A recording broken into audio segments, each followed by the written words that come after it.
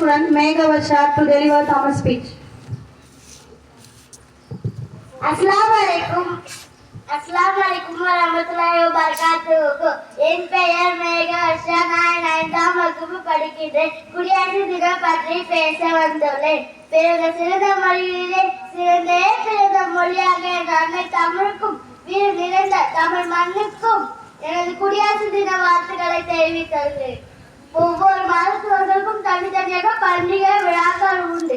ஆனால் இந்திய மண்ணில் வாழும் ஒவ்வொரு இந்தியரும் சேர்ந்து கொண்டாடும் விழாக்களின் மிக முக்கியமான நாள்.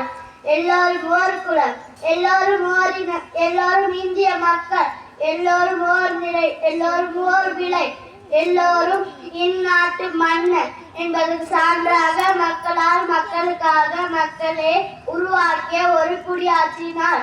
உலகின் மிக நீளமான அரசியலமைப்பு சட்டங்களில் ஒன்றான இந்திய அரசியலமைப்பு சட்டம் அமலுக்கு வந்த நாள். அகிம்சை வழியில் போராடிய அண்ணன் காந்தியும் அதிரடியாக போராடிய சுபாஷ் சந்திர போஸும் கண்டம் கடந்து கப்பல் ஓட்டிய வீர தமிழனும் சிறையில் ஏறி தடிதடி வாங்கி யுத்தம் செய்து ரத்தம் சிந்திய தலைவர்கள் அனைவரையும் நினைவு கூறும் நாள். இந்திய அரசியல் தலைவர் ஜனவரி 26, 1950ஆம் ஆண்டில் இந்தியா நாட்டை குடியரசு நாடாக அறிவித்துள்ளனர்.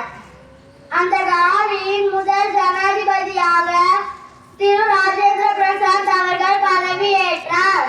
இந்த தினமே குடியரசு தினமாக வருகிறது. ஒற்றுமையை நீ உயர்ந்து தேசிய கொடியை நீ உயர்த்தி பாரத தாயை நேசிப்போம், சுதந்திர காற்றை சுவாசிப்போம், தாய்கள் வரலாறை வாசிப்போம். முயற்சியும் பயிற்சியும் நம் கையில், முடிவு எப்போதும் இறைவன் கையில். முளைத்தால் மரம், இல்லை என்றால் மண்ணிற்கு உரம். அஸ்ஸலாமு அலைக்கும் வரஹ்மத்துல்லாஹி வபரகாத்துஹு.